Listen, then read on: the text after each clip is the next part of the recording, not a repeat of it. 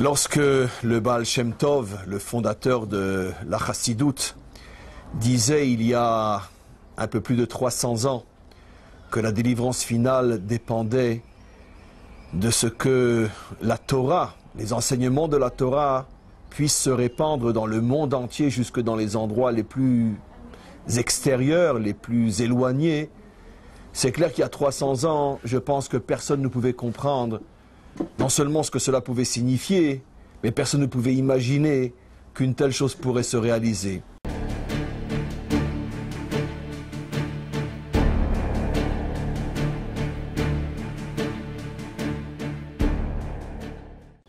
Des prêtres, des cardinaux, des grands maîtres de yoga, des maîtres dans la pensée bouddhiste, hindouiste, des chefs de la franc-maçonnerie, ça je ne l'ai encore jamais révélé, des politiciens, et je parle bien sûr de non-juifs, des gens du monde entier qui disent « Mais qu'est-ce que c'est la Torah d'Israël? Mais c'est pas possible! On nous l'a caché pendant des millénaires! Mais si on avait su !» Et aujourd'hui, ce sont des milliers, des dizaines de milliers qui découvrent avec stupéfaction, autant que nous les enseignants, ce qu'est le pouvoir de la Torah d'Israël. Quand je vois la Guémara, le Moussar, tout ce travail sur l'âme, tout ce travail, cette explication aussi sur donc, ce qui m'intéressait sur la Genèse, sur la création du monde, Simpson et tout ça. Je vois toutes ces richesses. Je dis, c'est pas possible. Et je commence. Premier cours du Rav Djinovitch. 1 heure, 2 heures, 3 heures, 4 heures, 5 heures. J'étais là 5 heures, j'ai dit, moi, qui suis à fond de musique, à fond de femmes, les copines m'appelaient au téléphone, mais je voulais plus lâcher le truc. J'étais sur le site Rav Djinovitch. J'ai dit, non, c'est pas possible.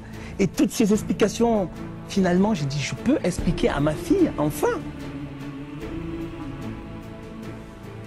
Aujourd'hui, je vais vous raconter un petit peu mon histoire et mon parcours. Comment un Corse qui a été élevé dans le catholicisme et dans les traditions chrétiennes peut aujourd'hui, à 32 ans, donc, être le président de l'association Corse-Israël, avoir foi en la Torah d'Israël, porter une étoile de David. Il y a un réveil qui est en train de s'effectuer en ce moment, du fait que Internet est accessible et qu'on peut avoir accès à diverses informations. Beaucoup de gens dans les milieux chrétiens se rendent compte de l'aberration par laquelle on les a nourris durant des années et maintenant ils veulent découvrir quelle est réellement la vérité. Et beaucoup savent désormais que s'ils veulent connaître et comprendre la Bible, la Torah, ils doivent se rapprocher des Juifs. Et donc ces personnes se sont rapprochées de moi lorsqu'elles ont découvert qu'il y avait une communauté juive au Cameroun dont j'étais le leader. Si aujourd'hui tout simplement vous traversez à un moment donné un passage où vous posez des questions véritablement existentielles, allez sur le site du Rav Djinovitch, écoutez ce que le peuple juif a reçu, écoutez ce que c'est la Torah d'Israël qui a été transmise à Moïse, la vraie, écoutez ce message qui est universel.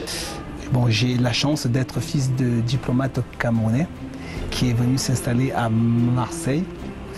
Mon père était diplomate, vice-consul du Cameroun, musulman, et dans la polygamie.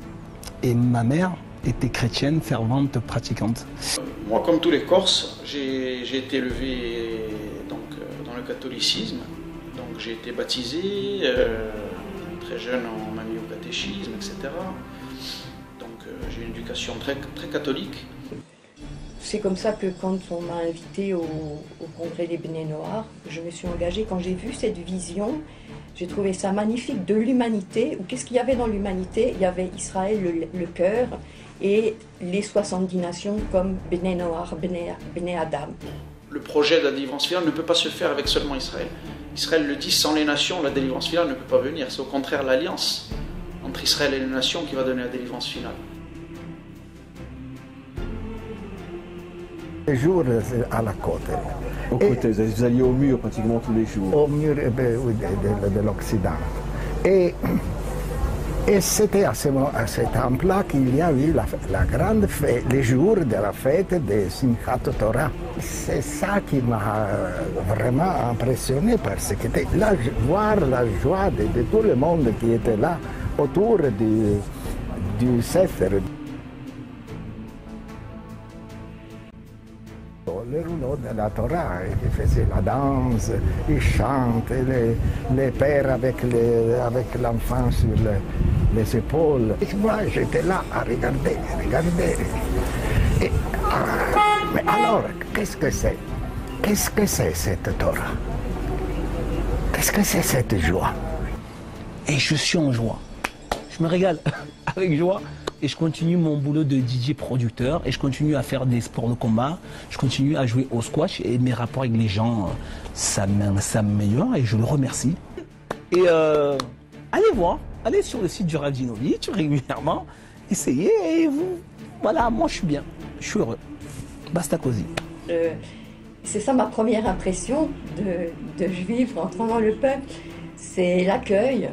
Et quand je suis arrivée il y a 9 ans, comme c'est vrai, bénévole, je te réponds à ta question, j'ai eu un jour la conviction en Corse que je devais tout laisser pour servir Israël et que je devais venir ici. Avant, quand je suis arrivée ici, ça m'a beaucoup touché l'accueil du peuple juif et l'accueil israélien, parce que non seulement on faisait aucune différence, mais on faisait toujours tout son possible pour m'accueillir encore mieux, justement parce que j'étais pas juive, ça m'a beaucoup touché.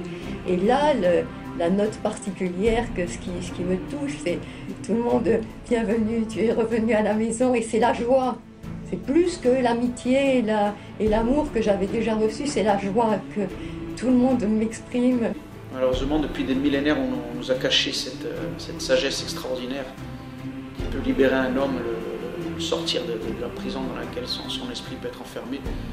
Aujourd'hui, je suis un homme épanoui, heureux, vraiment bien fort. La Torah rend fort aussi, ce que je voulais surtout vous dire. La Torah permet d'être fort dans la vie de tous les jours. Elle descend dans la réalité de ce monde, dans sa dureté, et elle transperce tout. Et voilà, aujourd'hui on est là, et chaque serviteur d'Hachem, chaque homme de Torah est très fort. Donc je suis rentrée très jeune au couvent, j'avais 20 ans, et je suis restée 52 ans au Carmel. Ensuite, donc j'ai travaillé avec le cardinal Luciger, c'est vrai, pendant 8 ans, à Paris. Je me posais déjà des questions. J'ai travaillé aussi avec le grand rabbin Gilles Bernheim, avec qui je suivais des cours. En effet, je viens d'une grande famille et je crois que j'ai rencontré encore une plus grande famille. Je tiens à le dire.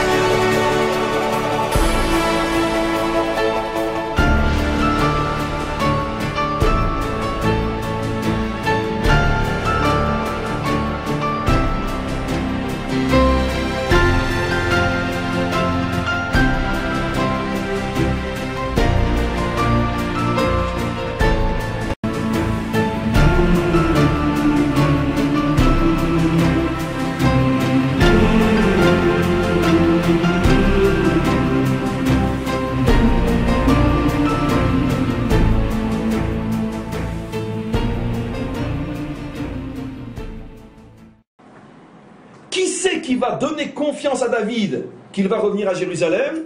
Qui c'est qui va lui dire ne t'inquiète pas, toi tu parles de mort, mais nous on est sûr que ça aboutira à la vie? Et la preuve, pour te le prouver, on est venu avec nos enfants et nos nourrissons. Et quand David voit ça, il dit waouh. Donc qui c'est qui renforce la dimension messianique? C'est l'Afka eux.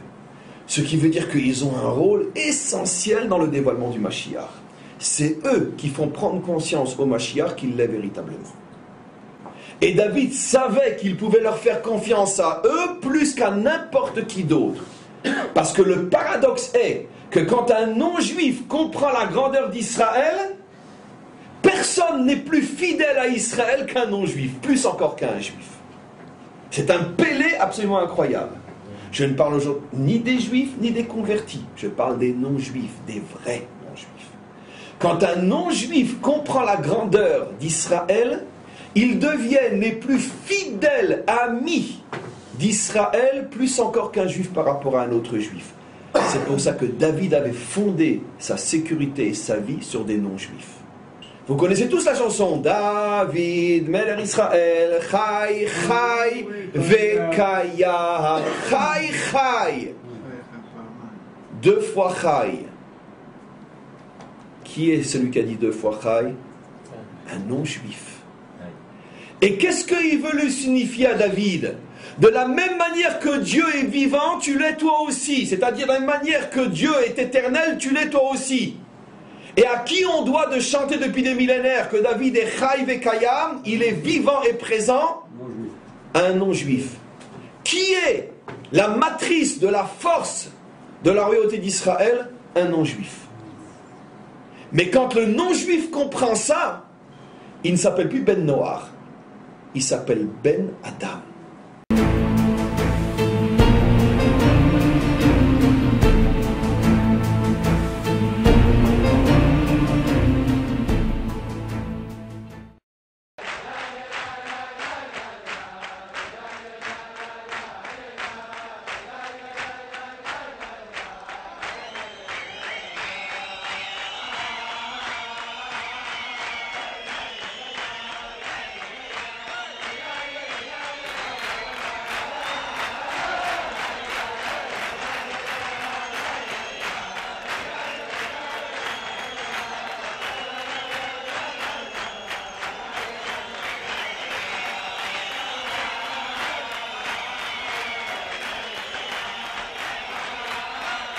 Oui, une dernière question, parce que je suis épuisé. Question de Sarah, qu'a dit le rabbi sur les non-juifs, des noirs?